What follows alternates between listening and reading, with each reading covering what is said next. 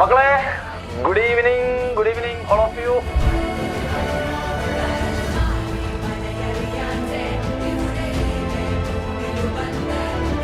Hello മക്കൾ, good evening. ഇത് പഠിക്കണം, ഇത് സെറ്റ് ആക്കണം. ഓക്കെ ആണോടാ മക്കളെ? സെറ്റ് അല്ലേ? ഞങ്ങൾ ഇതിനേക്കാൾ എഫേർട്ട് എടുക്കണം.